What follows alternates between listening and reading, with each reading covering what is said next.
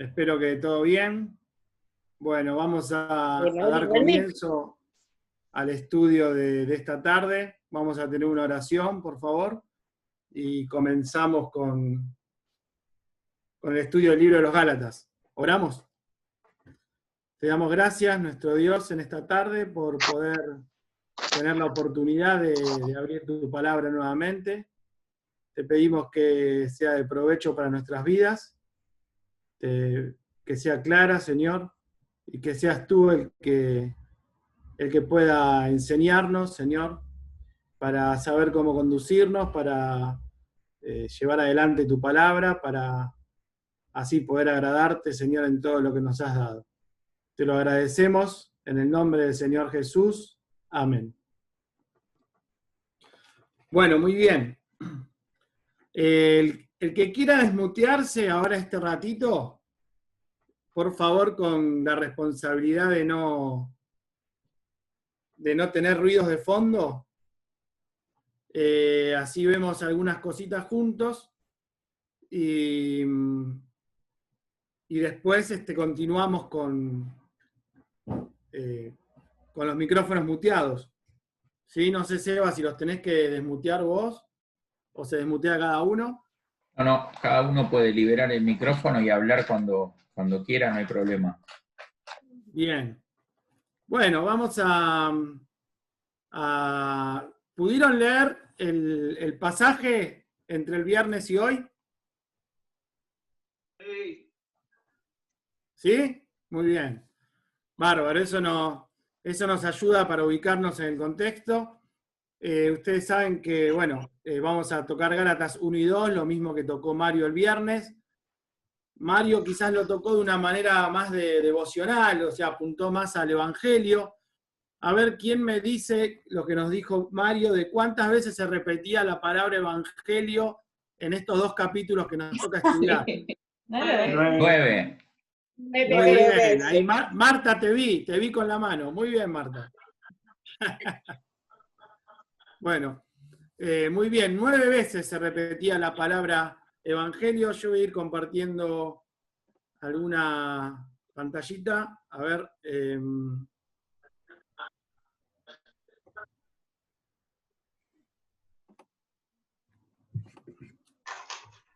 ¿Ahí se ve? Sí. Bueno, está así, lo podría poner en pantalla completa, pero si los pongo en pantalla completa no los veo. Así que si lo pongo así creo que lo van a ver igual ustedes y yo los puedo ver a ustedes también. Ahí está. Bueno, una de las cosas que nos decía Mario, que esta es es una carta llamada una de las cartas magna de la Iglesia, por el tema que toca. Si tenemos que ver el tiempo donde fue escrita, hay dos pensamientos acerca de esto. Una la ubican antes del Concilio de Jerusalén, por lo cual también se explica el contenido a lo que apunta la carta. Y algunos la ubican después del concilio. El concilio de Jerusalén fue en el año 49. Así que algunos la apuntan para el año 48, los que creen que fue antes del concilio de Jerusalén, y algunos lo apuntan después, entre el año 50 y 55 más o menos. Así que, más allá de cuál sea el pensamiento que cada uno tenga, de acuerdo a lo que haya estudiado, o quizás no tenía ningún pensamiento, lo importante es que la ubiquemos acá. Es unos años después entonces de la Carta de Santiago. Y hay algo interesante. Fíjense que ahí hay varias palabras en distintos idiomas que de alguna manera significan lo mismo. Cuando leemos Gálatas o leemos Galacia, nos hace acordar a los galos, o a Gales, o a Galicia. Incluso la palabra celta también tiene la misma raíz. Aparentemente es un grupo de personas que fueron a vivir a lo que era la zona esta de Turquía y que tenían una ascendencia que tenía que ver con esto. Y sí está claro que las personas que vivían en esta región vivían ahí en el centro de Turquía, ¿no? era una región, no era más bien una ciudad. Otra cosita que podemos ver, o algunas preguntas para hacer. A ver si los puedo... ayúdame, Seba, en cuanto a que no tengo no tengo a todos los hermanos vistos en las cuadrículas. Sí. ¿Cuál es el tema central de la carta? A ver quién más o menos se da una idea. No importa si está del todo bien, si está más o menos en cuanto a... De la Sí, dale, libertad en Elena. Cristo. La libertad en Cristo. Bien, muy bien, Elena. ¿Alguien quiere agregar algo más?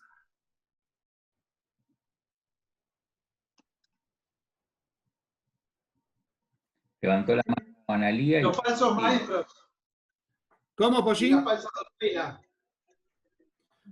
¿La falsa doctrina? Falsos maestros, sí. Bien, bien, sí, lo toca varias veces.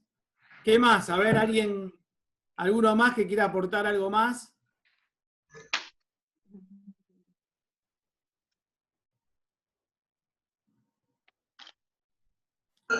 ¿Qué Diferencia los frutos del espíritu con los frutos de la carne. También, sí, Gálatas 5, entre otros. Ahora, en los primeros capítulos encontramos que Pablo escribe, y escribe con un propósito a los Gálatas. ¿Por qué? ¿Qué les estaba pasando a los Gálatas? Viene por el lado de lo que dijo el Pollo, estos falsos maestros que estaban Los está haciendo. exhortando. Sí. Tenían problemas con los está judaizantes. exhortando, porque... Ahí está.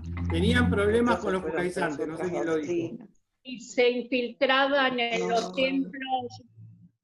Se infiltraban en los templos y los dispersaban, ¿no? De la verdadera doctrina. Se infiltraban entre el grupo de hermanos. Sí, correcto, bien. Bueno, la segunda pregunta ya se las hice. ¿Y cuál es el versículo que más les llama la atención o el que más rescatarían entre los dos capítulos que vamos a ver? Gálatas 2:20, sí. Sí, muy bien. ¿Quién fue? Varios. Varios. Bueno, muy bien a varios. Bueno, bien, perfecto, excelente. Yo tengo anotadito acá un resumen acerca del tema central. Miren, el tema central, para hacer un resumen, está muy bien todo lo que dijeron. Es que Pablo les escribe a los Gálatas para decirles que aquellos que le decían que no era suficiente la fe, sino que además había que seguir ciertos ritos judíos y algunas observancias de la ley, Pablo le dice que esta gente los estaban confundiendo y querían venderles un evangelio diferente. Y también de alguna manera tiene que defender su apostolado, ya que algunos dudaban de él como un verdadero apóstol. Básicamente la carta apunta a eso. Y en base a eso vamos a tener distintos temas que vamos a ir viendo, ¿no? Miren, alguien dijo que la carta de los Gálatas es un enérgico y apasionado esfuerzo por salvar al cristianismo de llegar a ser una secta mesiánica de un judaísmo legalista. Lo repito, alguien dijo, ese seguro que es mi papá, que siempre llama en horario de reunión, el viernes, el domingo. Bueno, no aprendemos. Entonces, repito, alguien dijo que Gálatas es un enérgico y apasionado esfuerzo por salvar al cristianismo de llegar a ser solo una secta mesiánica de un judaísmo legalista. Esta carta a los Gálatas es fundamental. Los primeros dos capítulos que vamos a dar cuenta de la importancia que tiene, sobre todo el encuentro de Pablo y Pedro, y lo que eso va a significar para el cristianismo, para el crecimiento sano del cristianismo en adelante. Es muy interesante.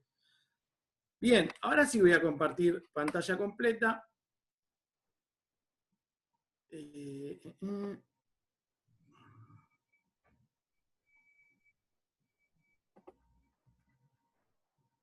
Ahí está. Muy bien. No la vamos a leer, sino que la vamos a ir leyendo a medida que la vamos estudiando, como para no llevar mucho tiempo. Son 2 capítulos, es muy difícil tocar todo en 1 hora, pero bueno, haremos todo lo posible. Bueno, como le decía, Mario se centró un poco el viernes y nos dio un mensaje como más devocional porque es lo puntual para el Evangelio y estuvo muy bueno. Sin embargo, bueno, tenemos que ir tratando de tocar también sistemáticamente algunos versículos. Fíjense que empieza ahí el versículo 1 y nos dice, Pablo, apóstol, no de hombres ni por hombre, sino por Jesucristo y por Dios el Padre que lo resucitó de los muertos. Ahí tenemos otra pregunta para hacer. ¿Por qué creen que dice no de hombres ni por hombres? A ver. Porque la enseñanza no estaba basada en fundamentos humanos o en sabiduría humana, ni por hombres, porque tampoco fue llamado a ser apóstol por hombres, sino por Dios. Bien. Sí. La primera parte no estoy de acuerdo porque en todo caso lo que enseñó Pedro, lo que enseñaron los demás también lo recibieron como de Dios. No Pero la segunda parte sí. Repetí la segunda parte que dijiste, por favor. Cuando dice ni por hombres, porque fue llamado por Dios, no fue llamado por personas a ser apóstol. Bien. ¿Y con qué versículo podemos apoyar ese? Está bien, Claudia, eso. Lo que dice Claudia. A ver, acá tenía un problema el apóstol. Pablo, ¿había compartido los 3 años de discipulado sentado junto a los demás discípulos con el Señor? No. No, bien. No. Muy bien. Entonces, uno de los temas que tenía el apóstol Pablo... El Señor se le presentó. Bien. El mismo Pablo dice como a un abortivo, al último. Se le sentó Bien, directamente el Señor. ¿Dónde encontramos ese pasaje? ¿Se acuerdan? El 11, 1:11. 1:11 sí, pero digamos... Hechos 9. Ahí está. Perfecto. La conversión en Hechos. Muy bien. Hechos capítulo 9, ¿se acuerdan? Cuando el Señor dice, cuando Pablo dice que no es apóstol, no de hombres ni por hombres, de alguna manera está, fíjense que ya, ya empieza la carta como medio defendiéndose, ¿no? Digámoslo de alguna manera. Como teniendo que salir a explicar cosas. Entonces, Pablo dice, yo soy apóstol, no de hombres ni por hombres, sino por Jesucristo y por Dios el Padre. Obviamente haciendo referencia a Hechos capítulo 9, el Señor se encuentra con él en el camino de Damasco, y bueno, ya conocemos toda la historia. Por eso él dice esto. Ahora lo vamos a desarrollar un poquito más adelante. Pero bien, es para ubicarnos un poquito en dónde estamos. Luego dice el versículo 2, dice, y todos los hermanos que están conmigo a las iglesias de Galacia. Cuando dice todos los hermanos que están conmigo, no se refiere exactamente a los que están al lado de él mientras escribe la carta, sino que tiene que ver que todos los hermanos que están con él, porque lo apoyan y piensan lo mismo en cuanto a lo que él les va a transmitir en esta carta. No es que están con él físicamente acompañándole en la escritura de la carta. Y entonces, si todos los hermanos que están conmigo, a las iglesias de Galacia. Ahora, algo que me gustaría compartir acá también. La carta dice que está dirigida ¿a quién? A los Gálatas, ¿no? Ahora, ¿cuántas cartas les escribe? Pueden hacer con el dedo. ¿Cuántas cartas les escribe? Una. Bien, es una carta para ¿cuántas iglesias? o para cuántos lugares podríamos. Fíjense que dice a las iglesias de Galacia. Galacia, la región, no es una carta a una iglesia. 5.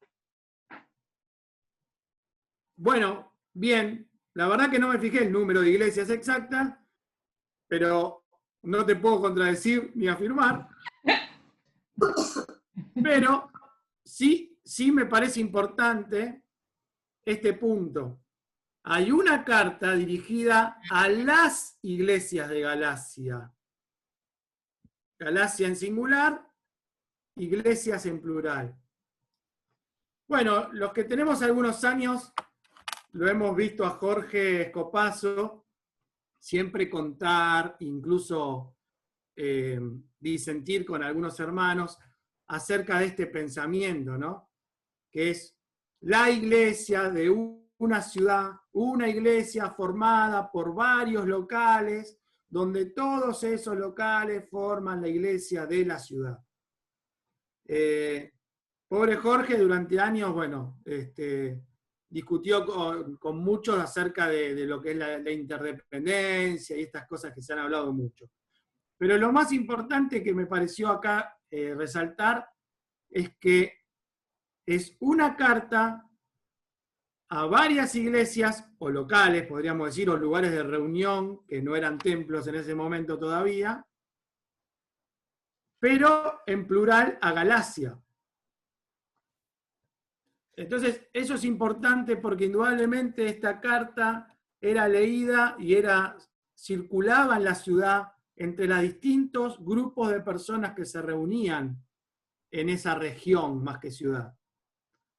Bien, dicho esto, pasamos al capítulo 4, porque no podemos parar tanto.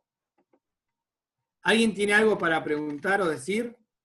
Ya les digo, si van a estar sin ruidos de fondo, pueden estar con el micrófono desmuteado. Ahora fíjense en el versículo 4, el versículo 3 lo vamos a pasar por alto a medias. ¿Por qué? Porque es como es el saludo que generalmente Pablo le da a todas las cartas, ¿no? Gracia y paz. Pero fíjense que acá hay algo muy particular que vemos. En la mayoría de las cartas, Pablo agradece a los hermanos y les dice, bueno, siempre orando por vosotros, o me acuerdo de ustedes, o ustedes tuvieron mucho cuidado de mí. Acá como que entra directo, acá hay una situación, hay un problema en el medio. Así que ya es como más frío, más seco el tema. Había un conflicto de por medio. Así que, por supuesto que no les deja de desear la gracia y la paz de Dios para ellos. Viene el versículo 4, y el versículo 4, fíjense, que tiene una particularidad. Dice, el cual se dio a sí mismo por nuestros pecados, para librarnos del presente siglo malo, conforme a la voluntad de nuestro Dios y Padre. Ahora, acá yo puse, ¿por qué piensan que les remarca esto? Particularmente, librarnos del presente siglo malo. A ver, la obra del Señor, podemos decir que tiene dos componentes, ¿verdad? Un componente es eterno. O sea, Él nos dio vida eterna. Pero hay un componente que es mientras estamos en este mundo. Así lo voy guiando un poquito. Entre los dos componentes, ¿cuál elige Pablo para remarcar?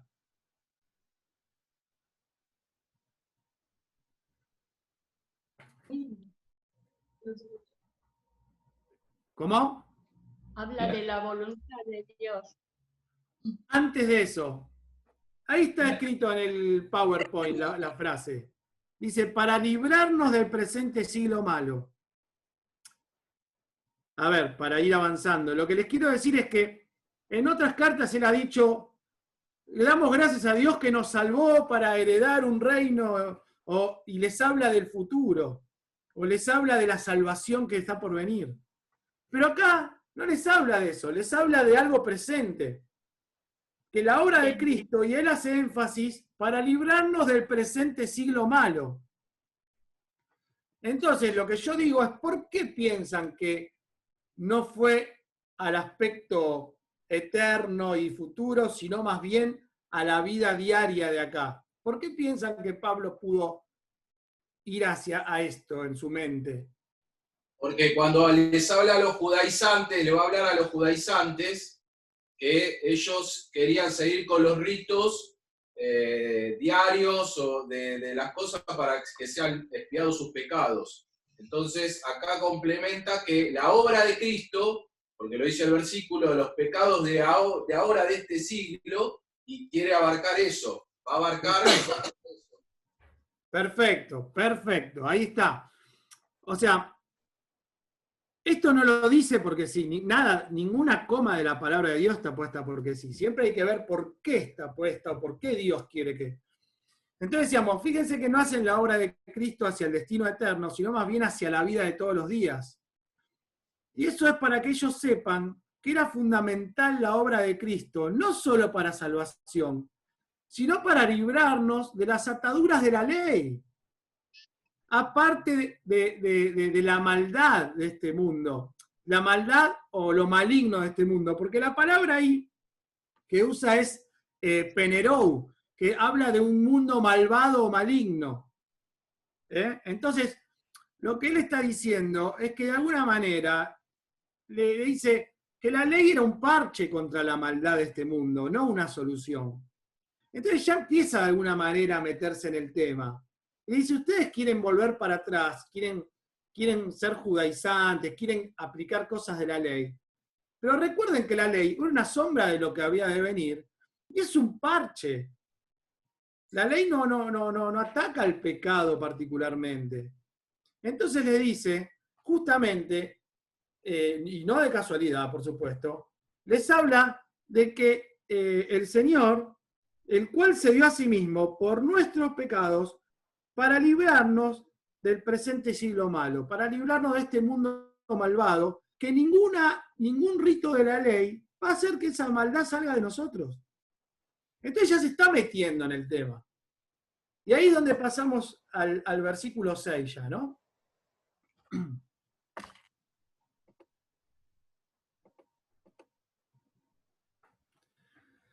Y yo puse un poco, bueno, no queriendo tocar de vuelta lo que habló Mario, pero bueno, obviamente que hay algunas cosas que tenemos que tocar.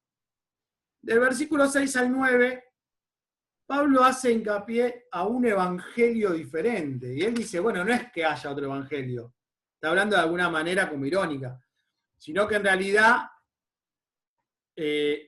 pareciera como que el evangelio, las buenas noticias, no van a ser suficientes por lo que estos judaizantes querían hacer. Y entonces dice, bueno, parece que estamos hablando de otra cosa. A ver, nosotros acá estamos hablando del evangelio de las buenas nuevas, y ellos están hablando de un evangelio diferente, porque están poniendo cosas que no tienen nada que ver con las que Dios realmente está enseñando. Entonces, ahí está el problema. Dice, estoy maravillado de que tan pronto os hayáis alejado del que os llamó por la gracia de Cristo para seguir un evangelio diferente. No que haya otros, sino que algunos que os perturban y quieren pervertir el evangelio de Cristo. Ahí está una palabra clave, quieren pervertir el evangelio de Cristo. ¿Por qué? Porque el evangelio de Cristo es un evangelio único y suficiente para salvación, con un mensaje particular y bien puntual, que no tiene que ser ayornado en cuanto a ciertas cosas. Y ahora quiero diferenciarme en lo que quiero decir. ¿Por qué? Porque nosotros podemos ayornar el evangelio en cuanto a... Yo siempre digo que el evangelio es como un embudo, donde uno puede entrar a predicar el evangelio por distintos lugares de ese embudo, pero siempre va a terminar en un punto, que es predicando a Cristo y a este crucificado, como dice la palabra. Pero yo puedo entrar por distintas bocas del embudo. Puedo entrar por una campaña evangelística, por una campaña deportiva, puedo entrar por un curso casero, puedo entrar por juntarme a cenar con un matrimonio, puedo entrar por muchos hilados de esa boca. Pero siempre tengo que terminar en un lugar, predicando a Cristo y a este crucificado. Y ese evangelio tiene características que Dios quiso. Y ahora vamos a ver también un poco esto, ¿no? Entonces la palabra acá, o la pregunta es, ¿qué evangelio predicamos? Muchas veces nosotros estamos confundidos en el momento de predicar el evangelio. No es que estamos confundidos, pero a veces llamamos predicar el evangelio a un testimonio o a contarle a alguien que vamos a una iglesia, o podemos decirle a alguien que Dios cambió nuestra vida. Mirá, yo antes era de una manera y ahora soy de otra. Pero eso no es predicar el evangelio. Eso es dar testimonio, lo cual es bueno. Ahora, hay que saber diferenciar lo que es predicar el evangelio porque tiene varios aspectos.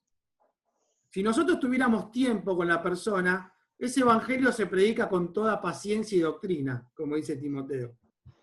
Por lo cual, el predicar el evangelio no es solamente una campaña evangelística donde yo veo a la persona quizás una vez y no la veo más, lo cual muchas veces puede pasar así. Por eso es importante, por ejemplo, cuando yo predico el evangelio una vez y única vez y no sé si lo voy a volver a ver, poder seguir de alguna manera, para hacerlo fácil, el librito de los 5 colores. Si vos tenés en cuenta el librito de los 5 colores, nunca te vas a olvidar de ningún aspecto que el evangelio tiene que tener. Vamos a hablar de Dios, vamos a hablar de la creación, vamos a hablar de la caída, vamos a hablar del pecado, de la condenación, de la obra de Cristo y del destino eterno, ya sea condenatorio o el cielo. Cuando yo puedo poner el librito de los 5 colores y lo puedo expresar a la persona que tengo enfrente, voy a estar realmente predicando el evangelio. Ahora, yo puedo predicar el evangelio con toda paciencia y doctrina en etapas, digamos. Puedo tener un plan para con una persona. Entonces un día la invité a cenar y hablé de la nada, porque me la quiero ganar. Quiero ganar su confianza, quiero entrar en una... Pero la segunda vez digo, bueno, ahora voy a orar porque necesito contarle por lo menos mi testimonio. Y le cuento el testimonio y lo que Dios cambió y voy bien. Y en algún momento, en la tercer encuentro, ponele, ya le tengo que tirar toda la carne al asador. Obviamente que uno dice, bueno, yo no sé qué le va a pasar mañana a esa persona, y capaz que no le pude predicar. Bueno, más allá de todas esas cosas que son reales, hay veces que podemos transmitir en un momento todo el consejo de Dios, de punta a punta. De alguna manera lo hizo Felipe, ¿no? Comenzó desde las Escrituras, por los profetas, pasando a... y ya el eunuco sabía hasta lo que era un bautismo. Bien, indudablemente es por ahí. Pero a veces tenemos personas que tenemos como un plan de acción. Entonces, ¿qué pasa? Le conté mi testimonio, ¿no? ¿Sabes qué? Yo antes era esto y esto, y ahora voy a una iglesia, Dios me cambió, y mi vida es diferente. ¿Le prediqué el evangelio? No. Le di testimonio de lo que Dios hizo en mi vida. ¿Me quedo conforme con eso? Por un lado sí, porque tengo que tener un segundo plan, que es encontrarme de vuelta y ya pasar a una segunda etapa. Entonces, se puede tener distintos planes. Cada uno tiene que saber. Vos sabés que hay personas que la vas a ver una vez en la vida. ¿Qué vas a hacer para predicar el evangelio? Todo el consejo de Dios. Ahora, esto como consejo general. Ahora, si nosotros hablamos de qué evangelio predicamos, por supuesto que no me gustaría estar en los zapatos ni de un obispo de Iglesia Universal, ni de un cardenal, quizás, ni tampoco de aquel que predica el evangelio de la prosperidad. Porque la Biblia es durísima y tajante con las personas que predican un evangelio diferente. El punto acá está dice, un evangelio diferente. No es que haya otro, sino que algunos que os perturban y quieren pervertir el evangelio de Cristo. Y el apóstol dice, mas si aún nosotros, un ángel del cielo, os anunciare otro evangelio diferente, que sea anatema. Por eso la pregunta es, ¿qué evangelio estamos predicando? Una cosa es que vos con buenas intenciones sepas muy bien el plan de Dios y tengas un plan para con una persona. Bueno, voy a tratar de encontrarme 2 o 3 veces y voy a tratar de ir por etapas. Le voy a decir que Dios cambió mi vida, le voy a decir esto, y por último, cuando tenga toda su atención, le voy a decir todo el plan de Dios. Bueno, Dios quiere y nos dé tiempo para que eso nos salga bien. Por otro lado, estoy en el tren, no la voy a ver nunca más a la persona. Acordate, el librito de los 5 colores, todo el plan de Dios. Ahora, una cosa es eso y otra cosa es lo que dice acá, un evangelio diferente. Por eso, a veces tampoco esto del ecumenismo y de tener comunión con... Hay gente que predica un evangelio diferente. Hay gente que te habla de la agüita para tomar, del manto de la descarga, de un montón de cosas, y no te habla de Cristo, ni de la obra de Cristo, ni del pecado, ni de la condenación, ni del cielo, ni de la sangre, ni de nada. Ahora, esto es para abrir los ojos cada uno cuando tenemos que abrir nuestra boca con el que no conoce al Señor. ¿Qué evangelio predicamos? Tenemos que saber que tenemos que predicar todo el consejo de Dios.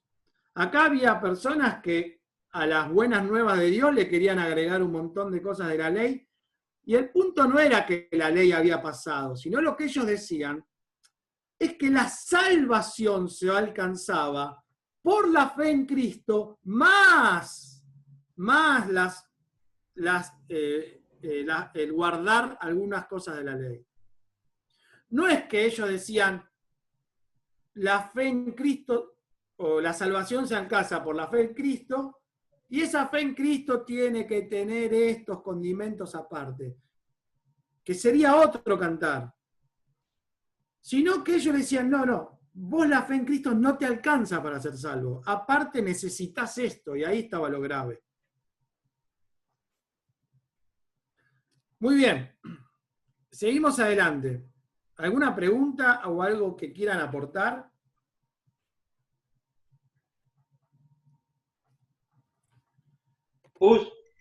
¿Sí? Yo pensaba en la guía del Espíritu en esos casos. En que si nosotros estamos guiados por el Señor, por más que tengamos un plan, el Señor va a obrar y en ese momento, por ahí nosotros decimos, le voy a predicar en 3 etapas y el Señor me guía a que de una le predique o viceversa, ¿no? Es verdad, está muy bien, es verdad. Sí, a veces es verdad, totalmente. Uno va con una idea y de repente te hizo una pregunta que le tiraste toda la carne al asador, pero lo que quiero decir yo es que no está mal tener un plan y poder ir adelante. Eso, no, digamos, hay que saber, lo que quiero decir por ahí, no sé si se terminó de entender, es que podemos tener un plan y que nosotros le contemos una parte en una primera etapa, no significa que no estamos predicando, sino que tenemos un plan. Lo que sí puede pasar es que si yo no le puedo seguir diciendo toda la verdad, tengo que saber que yo no le prediqué el Evangelio, sino que empecé la tarea, pero no le prediqué todo el Evangelio. Entonces, eso sí es importante distinguirlo. Gracias. Bueno, y otra cosa importante que me pareció destacar en cuanto a lo que nos traía Mario el viernes, él hablaba algo muy importante acerca de predicar el Evangelio y hacer discípulos, que la Biblia nos manda a hacer discípulos. Y esto es muy importante. Ahora, a esto yo quiero decir 2 cosas.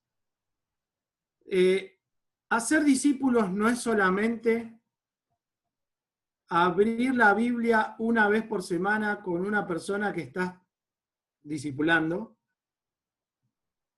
leer un texto, cerrarla, y hasta el miércoles que viene o hasta el jueves que viene, que volvemos a abrir la Biblia de vuelta y te vuelvo a explicar otro versículo o otro pasaje. Eso es un 30% del discipulado. Un 40% como mucho. Porque el verdadero discipulado es que te vean vivir.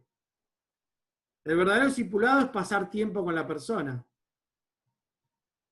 El verdadero discipulado es no solo eso, que es importantísimo, sino el tiempo.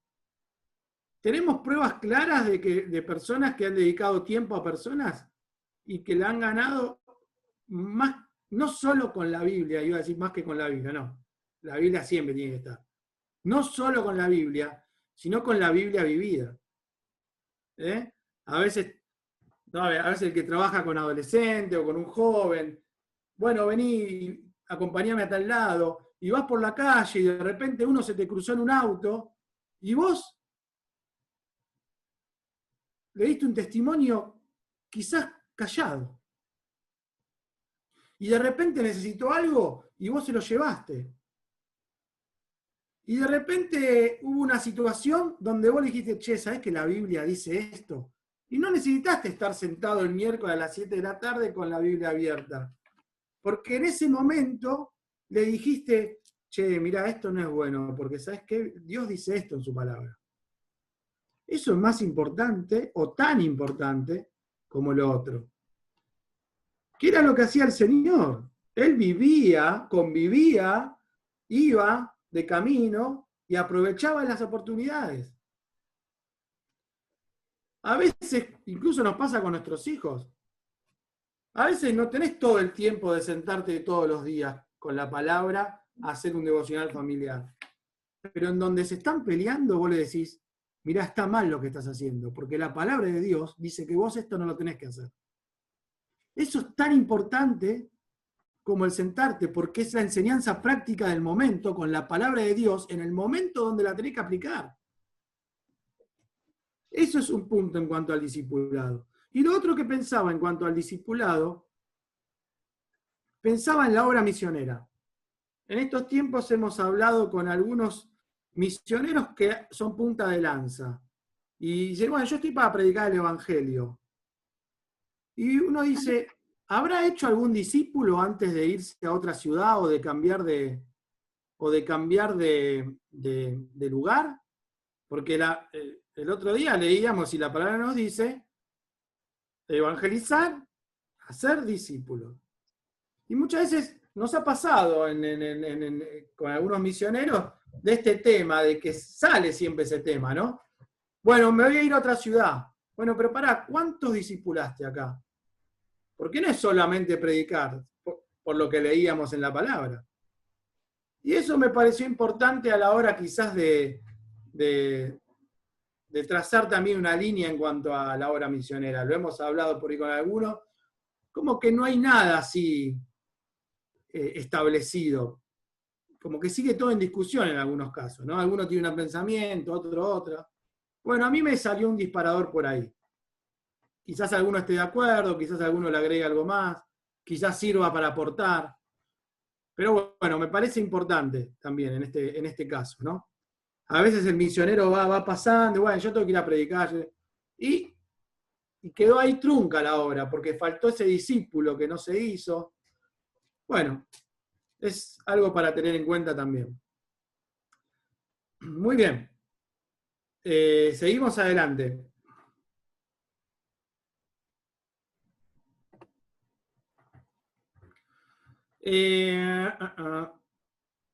Bueno, el verso 10 dice, pues busco ahora el favor de los hombres o el de Dios.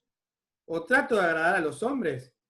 Pues si todavía agradara a los hombres no sería siervo de Cristo. Esto es un poco también justificando y apoyando el versículo 1, ¿no? Es como que del versículo 1 dice, yo no soy apóstol por hombres ni para hombres, perdón, no de hombres ni por hombres. Y acá vuelve como a decir, bueno, ¿busco ahora el favor de los hombres o el de Dios? Yo no quiero agradar a los hombres, dice él. Esto es importante también a la hora del Evangelio, porque el Evangelio puede ser que no caiga simpático en alguna persona a veces. Y a veces nosotros no queremos pasar por antipáticos. Y si bien el Evangelio es un mensaje de buenas nuevas y de buena noticia, en algún momento puede incomodar a alguien que está haciendo lo malo y que anda en la oscuridad. Y a veces nosotros, creo que nos pasa, yo no creo que sea el único que pasa, no es que lo queremos acomodar, pero a veces no queremos caer muy antipáticos. Y la realidad es que si bien uno tiene que tener tacto, también tiene que saber que hay cosas del Evangelio que en algún momento va a caer no simpático. Y bueno, me parece que un poco también el apóstol apuntaba a esto, ¿no? No estoy tratando de agradar a los hombres, dice, yo trato de agradar a Dios. Dice el verso 11, mas os hago saber, hermanos, que el evangelio anunciado por mí no es según hombre. Pues yo ni lo recibí, ni lo aprendí de hombre alguno, sino por revelación de Jesucristo. Acá vuelve un poco a nombrar Hechos 9, porque empieza a desarrollar, ¿no? Dice, porque ya habéis oído acerca de mi conducta en otro tiempo, en el judaísmo, que perseguía sobremanera a la iglesia de Dios y la asolaba. Y en el judaísmo aventajaba a muchos de mis contemporáneos en mi nación, siendo mucho más celoso de las tradiciones de mis padres. Pero cuando agradó a Dios, que me apartó del vientre de mi madre y me llamó por su gracia, revelar a su Hijo en mí, para que yo le predicase entre los gentiles, no consulté enseguida con carne y sangre, ni subí a Jerusalén a los que eran apóstoles antes que yo, sino que fui a Arabia y volví de nuevo a Damasco. Punto ahí por ahora. Del verso 13 al 16, Pablo cuenta un poco su testimonio. Pablo era de contar mucho su testimonio. Pero él necesitaba contar su testimonio también, porque necesitaba apoyar, era parte de esto que le cuestionaban. Entonces es como que en Hechos 9, en Hechos 22, en Hechos 26, acá también y en otros lugares, vemos como que, pará, está bien, yo no estuve con los discípulos, yo no estuve 3 años, pero a mí se me apareció el Señor directo. Por eso nombraba bien, creo que Norma, por último a mí, como un abortivo, ¿no? También ese pasaje. Y entonces él le dice, bueno, ustedes recuerden que yo era muy celoso de las costumbres, de nuestras costumbres ancestrales. Y yo era un perseguidor de este camino. Así que acuérdense de esa conducta. Así que yo este evangelio lo recibí del Señor directo. Ahora, yo pensé, la verdad es que nunca me había parado en estos versículos. Y acá quiero ver que veamos 2 cosas. La primera, ahí tenemos un lindo lío para ver, ¿no? El versículo 15. Pero cuando agradó a Dios que me apartó desde el vientre de mi madre y me llamó por su gracia. Y este es un pasaje para discutir con quiénes, por ejemplo. A ver.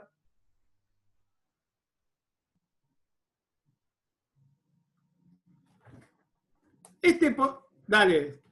1, 2, 3. Dale, sí. Con los que están a favor del aborto. Bueno, mirá, no lo había visto por ahí. No lo había visto por ahí. La verdad que ni se me había cruzado. Con los calvinistas. Igual está buenísimo, Cuervo, lo que dijiste. No lo había visto por ahí. Más bien lo vi por el lado, como decía recién, por el tema de la predestinación. Puede ser un buen tema ahí, ¿no? Para agarrarse. Quizás alguno pueda decir, mirá. Bueno. Cuando te muteas te tienes que mutear, sí. No. ¿Cómo? ¿Se escucha? Ahí sí. No, yo había dicho del calvinismo. Claro. Bien. Quizás puede venir entonces por el lado de aquellos que dicen, bueno, somos predestinados y estas cosas, ¿no? Sin entrar directamente en eso, sí me gustaría decirles algo con respecto a esto. Dios elige para un ministerio o tarea, no para salvación. Por supuesto que Él sabe que si alguien va a servirle es porque primero va a ser salvo. El Señor sabe quién va a ser salvo y quién no, por supuesto. Pero siempre que el Señor eligió para un servicio particular. Esto lo van a encontrar a través de toda la palabra de Dios, lo van a encontrar en David, lo van a encontrar en Pablo. Ve porque instrumento escogido me es este para llevar el evangelio delante de los gentiles y de los reyes, y yo le voy a mostrar cuánto va a sufrir por causa de mi nombre. Hechos capítulo 9, versículo 15. En este caso, y en muchos casos, cuando habla de elección o está hablando para un servicio específico. Por supuesto, y hay que volver a decirlo, si a alguien le va a servir es porque primero le va a conocer, ¿no? Eso está claro. Pero bueno, nada, pensaba en esto y digo, bueno, este pasaje podría llegar a ser un problema para aquellos que... Yo no encuentro ningún problema acá, porque de hecho dice el verso 16, cuando quiso revelar a su Hijo en mí, ¿no? Para que yo le predicase entre los gentiles. Ahora, otro pasaje que nunca había reparado es cuando vemos entre el verso 16 y el 19.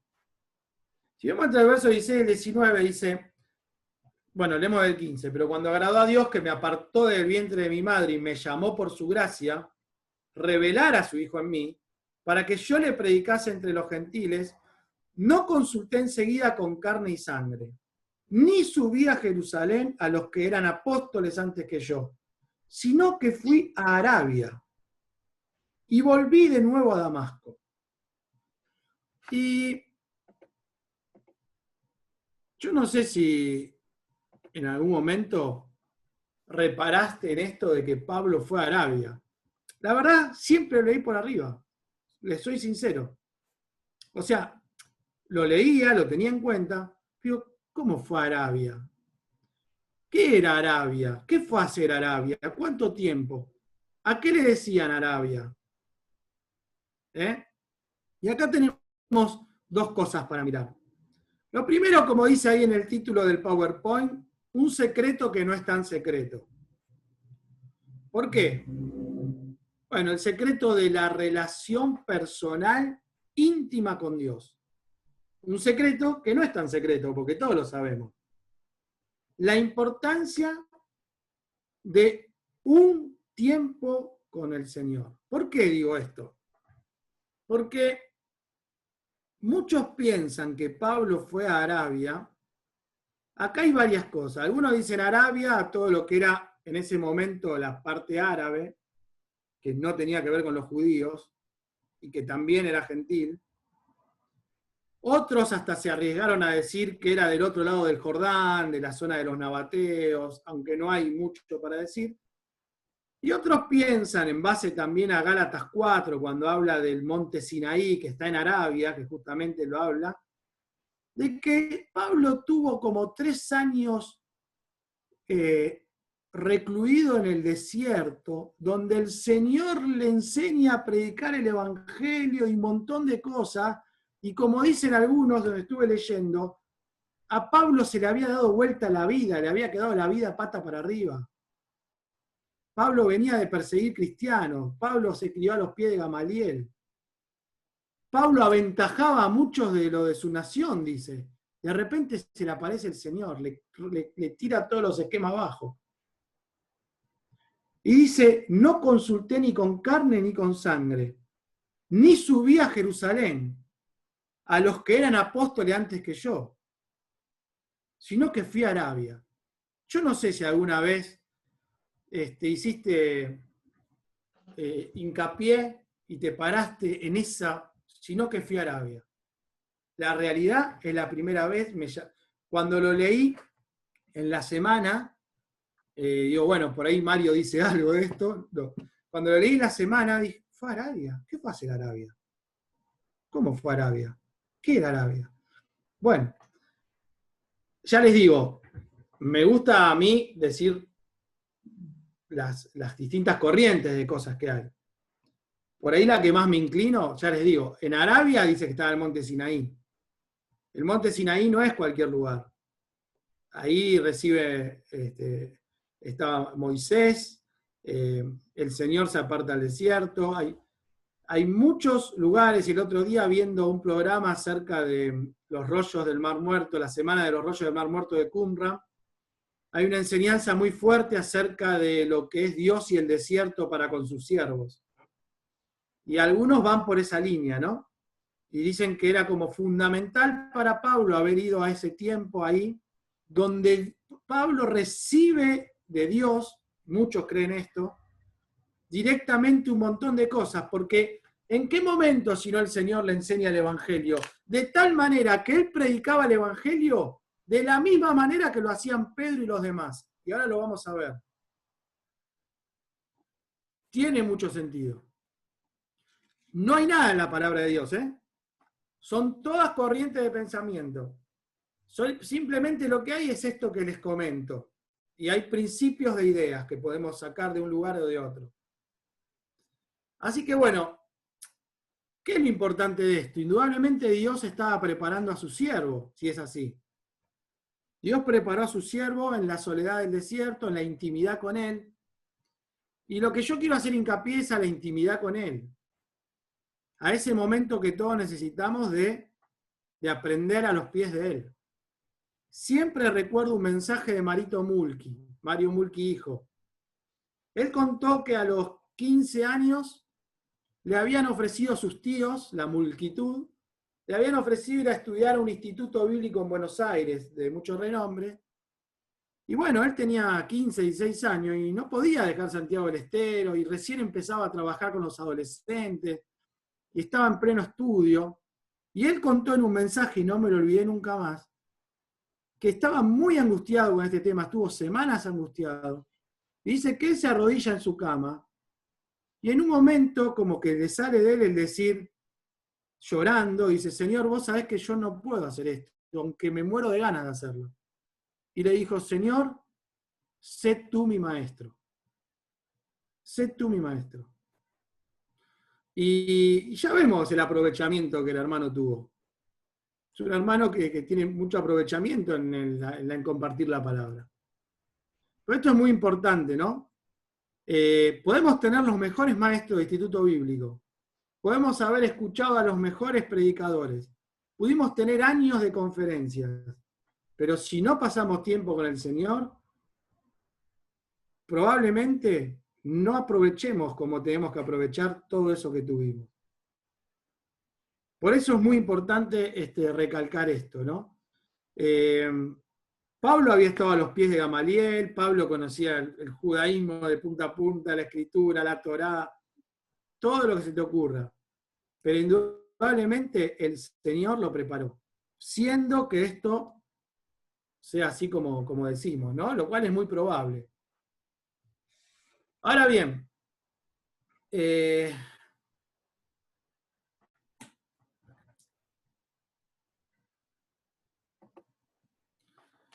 vamos a ir al capítulo 2, ¿no?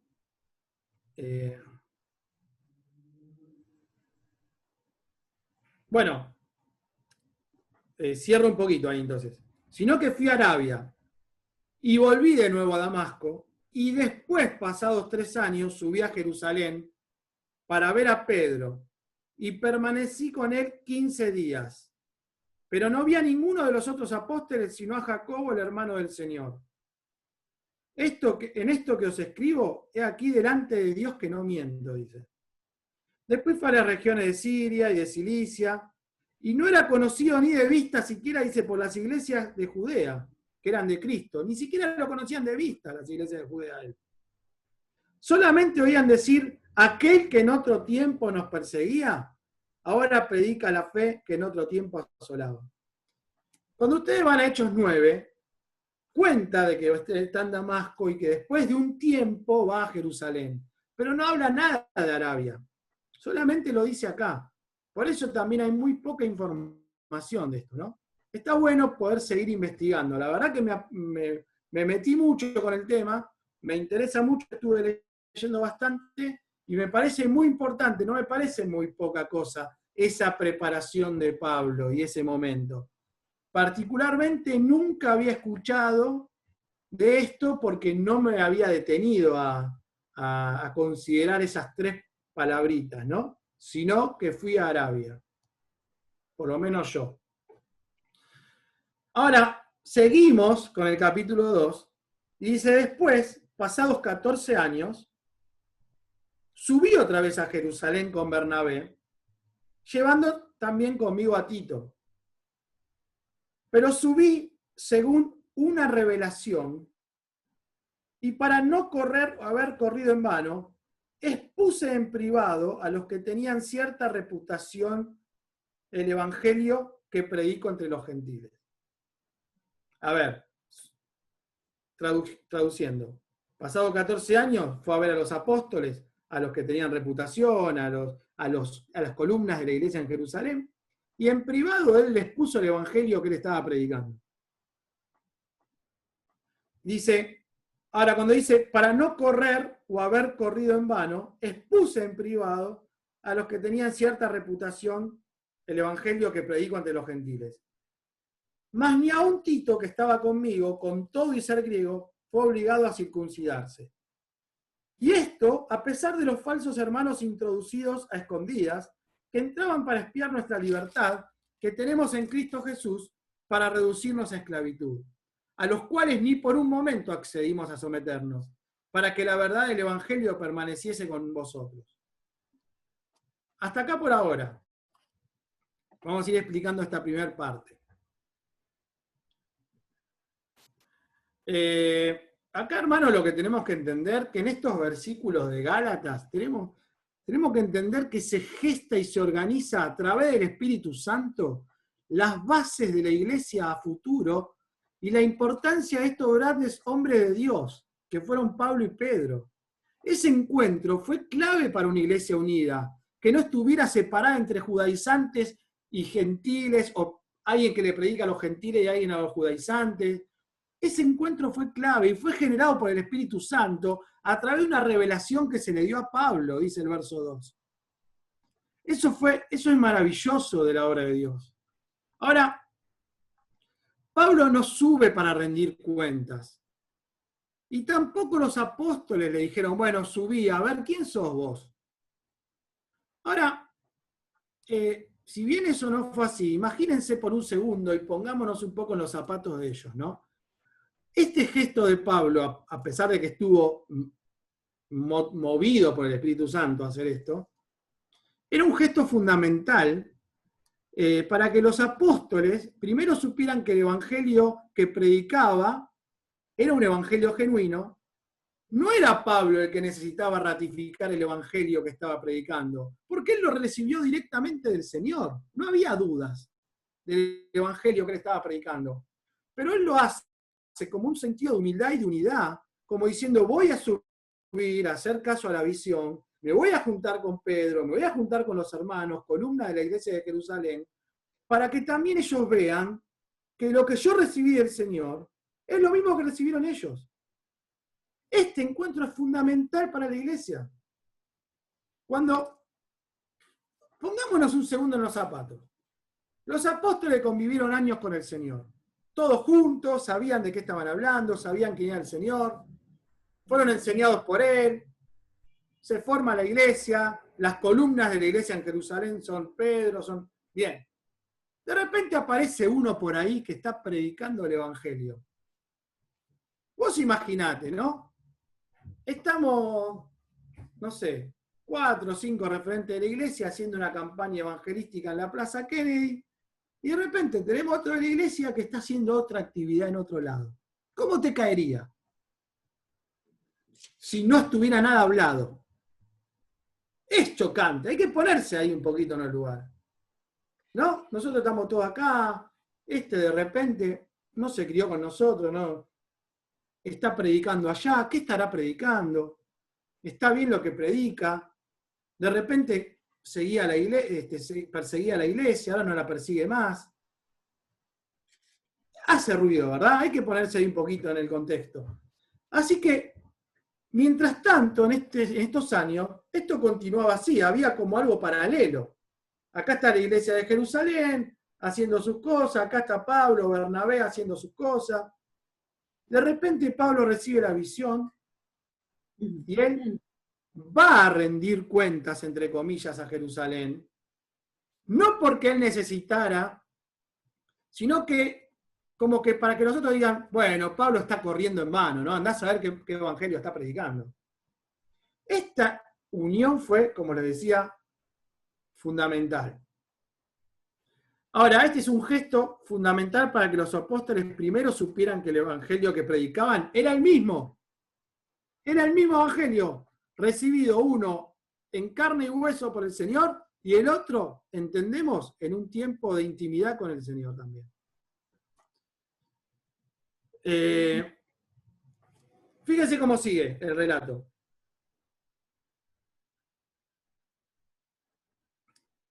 Esperen. Esos primeros versículos, para entenderlos mejor, los podríamos, por ejemplo, leer así.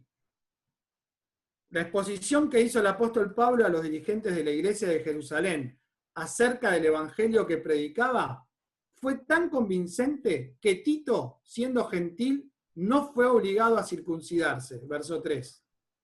A pesar de toda la oposición que habían formado los falsos maestros o hermanos, del verso 4, infiltrados solapadamente, es decir, los judaizantes, quienes hacían todo lo posible por espiar y coartar la libertad que tenemos en Cristo, a fin de reducirnos a esclavitud, en observar la ley de Moisés. Pablo declara enérgicamente que ni por un momento, según el verso 5, se sometió a las exigencias de tales falsos hermanos, a fin de que la verdad del Evangelio pueda continuar firme entre vosotros. Esa es una buena forma de leer el versículo 1 al 5. Vamos a leer el 6. Dice, pero de los que tenían reputación de ser algo, lo que hayan sido en otro tiempo, nada importa, Dios no hace acepción de personas. A mí, pues, los de reputación, nada nuevo me comunicaron. Era bravo Pablo, ¿no? Pero de alguna manera también tenía que hacerse notar lo que tenía que decir, ¿no? Dice, mira, a mí Pedro, Santiago, quien sea, nada nuevo me comunicaron que yo no hubiera sabido por lo que el Señor a mí me enseñó.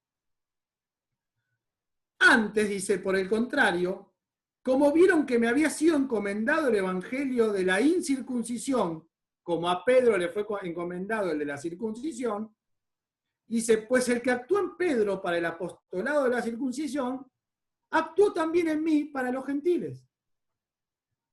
Y reconociendo la gracia que me había sido dada, Jacobo, Cefas y Juan, que eran considerados como columnas, nos dieron, a mí y a Bernabé, la diestra en señal de compañerismo, para que nosotros fuésemos a los gentiles y ellos a la circuncisión. Este encuentro fue, pero fundamental. Ahí compartieron cosas y se dieron cuenta que las dos partes habían sido enseñadas de la misma manera por la misma persona, en circunstancias diferentes. Mirá qué bien. Sí, está buenísimo lo que predicás, es lo mismo, estamos en el espíritu, vamos para adelante, señal de diestra, ustedes a los gentiles, nosotros a la circuncisión, y seguimos en unidad adelante. Ahí entendemos Hechos 9, Hechos 10, Hechos 11. Hay alguien que está llamando con mucha insistencia. ¿Hola? No, tengo miedo que sea algo, porque no deja de llamar. Bueno. Sí, perdón, Gustavo. Sí. Perdóname. Sí, perdón, Claudio. De lo que estabas diciendo, es muy importante esa frase de que el apóstol Pablo expuso en privado. Sí. No fue una reunión de iglesia donde se podía armar un alboroto porque era algo muy, muy pesado y se realizó en privado con los apóstoles. Totalmente. Es muy importante. Muy importante, porque Pablo podría haber subido a Jerusalén y podría haber administrado públicamente y podría haber sido también un lío, podría haber sido soberbio y decir, che, yo recibí directo del Señor, así que no me vengan a decir nada ustedes. Es muy importante también, tío, por eso la importancia de ese encuentro, ¿no? Ese encuentro es fundamental para la iglesia, para cómo iba a avanzar la iglesia. Pero sí, totalmente, el hecho de haberlo hecho en privado, esa reunión fue fundamental. Gustavo. Por eso decimos que acá está la importancia del encuentro y reconocimiento de unos y otros.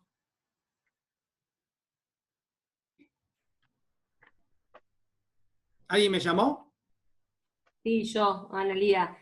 No, que todo esto que estás relatando, te queda claro que sea, como los discípulos, o Pablo, o quien fuere, recibe el mensaje, siempre queda claro que el mensaje es del Señor, que la obra es del Señor, y que apunta a la unidad.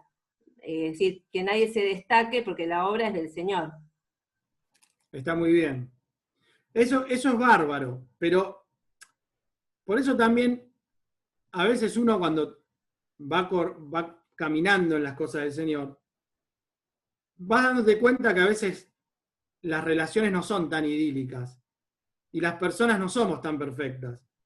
Entonces, cuando uno se pone en los zapatos de uno u otro, podríamos decir, hay cositas que podrían dudarse y salir, ¿no? Hay situaciones que se podrían dar, no cómodas.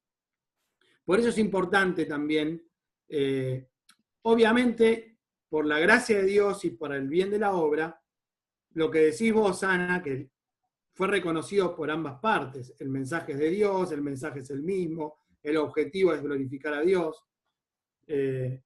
Por eso es importante también poder resaltarlo, ¿no? Bueno, dice, solamente nos pidieron que nos acordásemos de los pobres, lo cual también procuré con diligencia hacer. Y de ahí pasa ya directamente a lo que es la última parte del pasaje, que es del capítulo 2, verso 11 al 21. Y la clave, bueno, dice,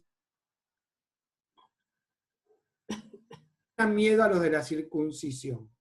No tenemos que hacer hincapié en esa frase para entender también todo. ¿Por qué? Dice que cuando Pedro vino a Antioquía, Pablo le resistió cara a cara, ¿no? Enfrente de todo. Imagínense qué escándalo se armaría hoy. Pero bueno, no es la única vez donde hay situaciones en la palabra de Dios donde hay reprensiones en público. Obviamente hoy cualquiera evitaríamos situaciones así, ¿no? Y nos escandalizaríamos y todo, pero acá tenemos que pensar lo que hay en juego. No es que Pedro era judaizante, de alguna manera lo exhorta o lo enfrenta cara a cara, diciéndole que se está mal. Tenemos que acordarnos la discusión que hay sobre la mesa sobre este tema. Hay una discusión sobre la mesa. La discusión son las circuncisiones.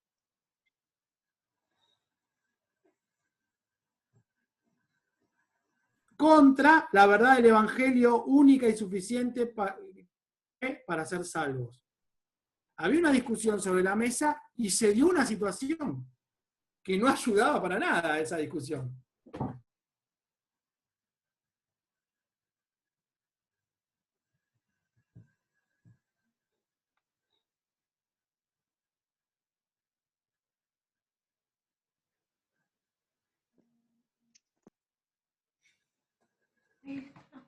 Ahí volví, ¿no? Ahí está, Gus. Bien. Se había cortado. Qué peligro. Bueno, recordemos la discusión que hay sobre la mesa. Entonces, dice, pero cuando...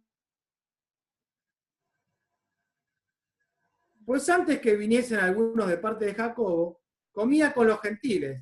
Pero después que vinieron de la circuncisión. Y en su simulación participaban también los otros judíos, de manera que aún Bernabé... Recuerden que Bernabé venía compartiendo con Pablo, ¿no? Como que no estaba. Y hasta Bernabé me lo arrastraron, decía, ¿no? Fue también arrastrado por la hipocresía de ellos. Pero cuando vi que no andaban rectamente conforme a la verdad del Evangelio, dije a Pedro delante de...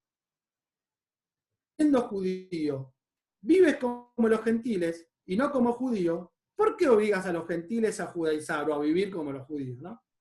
Nosotros somos judíos de nacimiento y no pecadores de entre los gentiles. Ahora vamos a explicar esto. Sabiendo que el hombre no es justificado por las obras de la ley, sino por la fe de Jesucristo. Nosotros también hemos creído en Jesucristo para ser justificados por la fe de Cristo y no por las obras de la ley. Por cuanto por las obras de la ley nadie será justificado. Y si buscando ser justificados en Cristo también nosotros somos hallados pecadores, ¿es por eso Cristo ministro de pecado? En ninguna manera.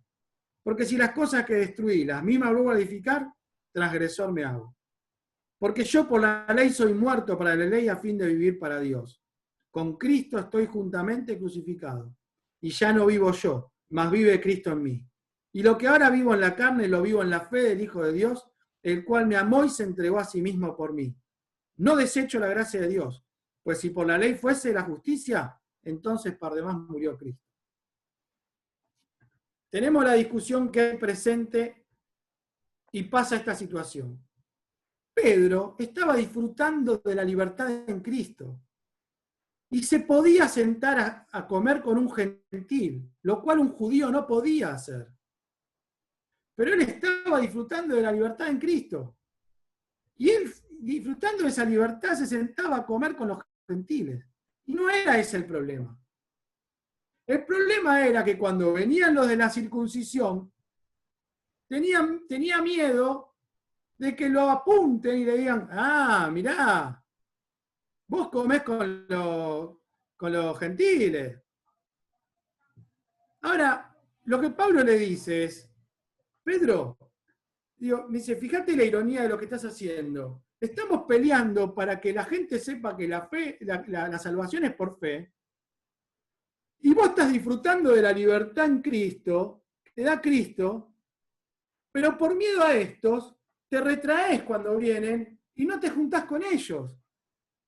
Dice, ahora, si vos podés vivir como un gentil, no en el sentido de pecado, sino si vos podés disfrutar con los gentiles por la libertad que te da Cristo, ¿por qué entonces, o si vos no pudieras disfrutar con los gentiles de la libertad que te da Cristo, entonces, ¿cómo le vas a pedir también a un gentil, ¿no? Como dice acá, si tú siendo judío vive como los gentiles y no como judío, ¿por qué obligas a los gentiles a judaizar? Es lo que le está diciendo es, a ver, nosotros tenemos una libertad en Cristo ahora. Y fíjate lo importante de esto, que no hace falta, ¿entendés? No tengas miedo de ellos, no vengas a caretearla con ellos. Si te vas a sentar con los gentiles, sentate con los gentiles, disfrutá de la libertad en Cristo, y si vienen estos, enfrentalos y decirles, no, mirá, no necesitamos que estos gentiles se judaicen para que realmente puedan obedecer a Cristo como Dios quiere. No, o sea, si vos podés disfrutar de la libertad que te da Cristo con los gentiles, y entonces no vengamos a pedir a los gentiles que se judaicen. Pero no porque Pedro era judaizante, sino como diciendo, che, ¿te das cuenta de la discusión que hay sobre la mesa? Si vos no tenés en cuenta esto, vamos para atrás con lo que estamos luchando, entre comillas. ¿No?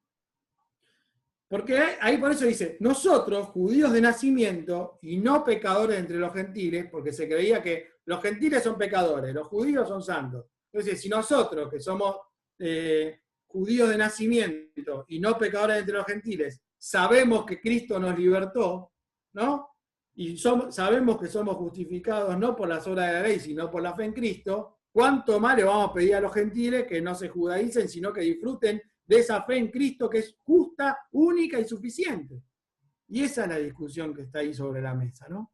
Y bueno, después viene el famoso y glorioso pasaje de 2:20, con Cristo estoy juntamente crucificado y ya no vivo yo, mas vive Cristo en mí, y lo que ahora vivo en la carne, lo vivo en la fe del Hijo de Dios, el cual me amó y se entregó a sí mismo por mí. Obviamente que cualquier actitud de caretaje o de simulación se manejaban conforme a la verdad del Evangelio. El Evangelio es verdad. Y cualquier tipo de hipocresía, caretaje, doble moral o lo que no sea, atenta contra la verdad y no es que en tu casa sos de una manera, en la iglesia otra, en el mundo otra, cuando hablas acá tenés que poner, y cuando hablas en un púlpito cambiás la voz, y no, nada de eso. Cualquier tipo de hipocresía y simulación en cualquier aspecto va a estar siempre mal. Ahora, lo que dice el texto puntualmente es esto. Había una discusión sobre la mesa, y Pedro, en esa actitud, por miedo a los, no porque estuviera mal comer con los gentiles, lo vuelvo a remarcar, sino que la actitud de él era por miedo a los de la circuncisión. Y ahí estaba, esa es la discusión que estaba en juego. Así que bueno, son 19:25, voy a dejar acá, pues ya voy 1:10. Traté de tocar todo lo que nos tocaba en Gálatas 1 y 2. Así que bueno, espero que haya sido de bendición y si quieren liberar algún micrófono o aportar algo, y si no, ya después oramos.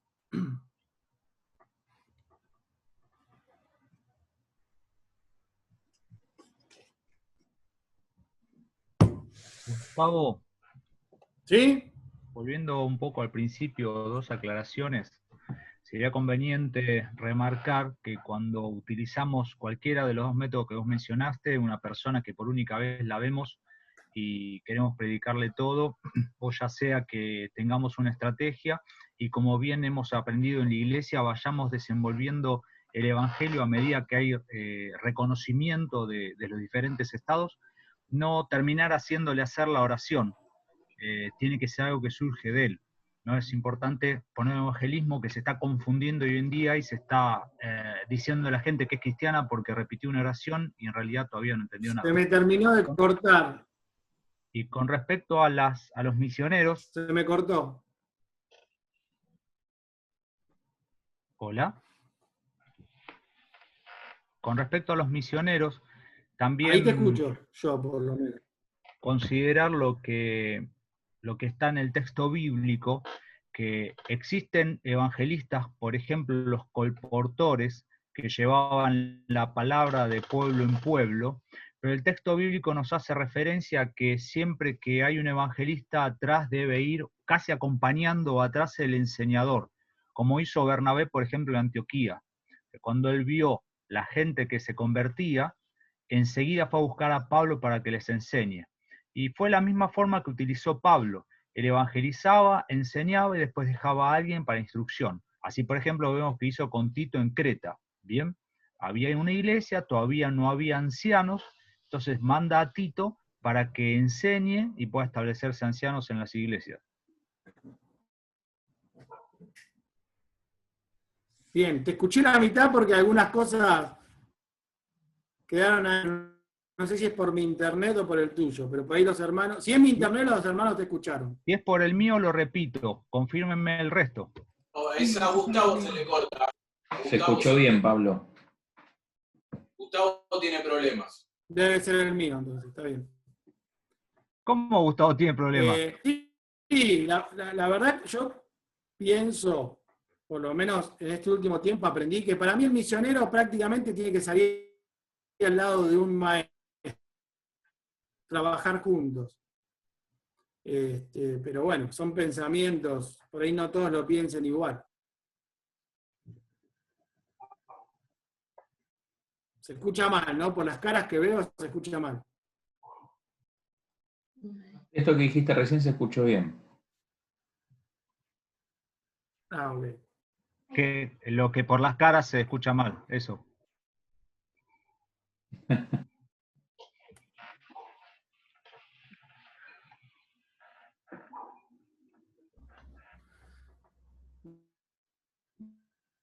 Bueno. Bien. ¿Algo más? No, ¿no?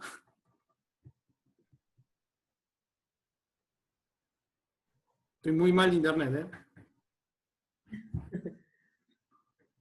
¿Alguien puede desconectar algún celular o algo?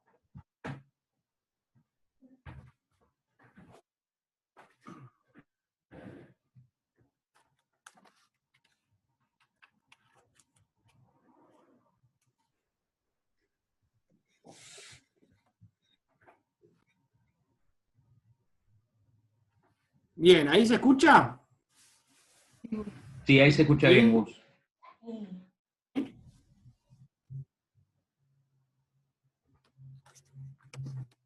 Bueno, si quieren cerramos con una oración. ¿Algún hermano que tenga el deseo de orar?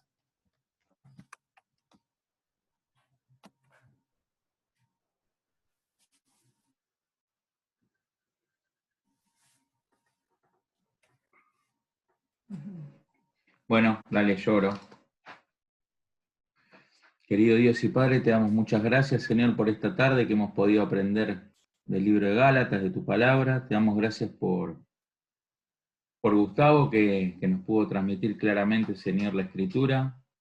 Gracias, Señor, porque podemos entender bien lo que dice. Señor, te pido que lo podamos implementar, que podamos, cuando tenemos la oportunidad, podamos transmitir también tu palabra, Señor, a los que no la conocen, que podamos llevarla, Señor, como dice tu palabra, mostrarles el mensaje, Señor, y que en este tiempo también podamos tener las herramientas para poder hacerlo. Padre, gracias por todo, como te dije recién, gracias por tu palabra, por la enseñanza, y te pido ahora por todo lo que resta. Dejamos todo en tus manos, en el nombre de Cristo Jesús. Amén. Amén.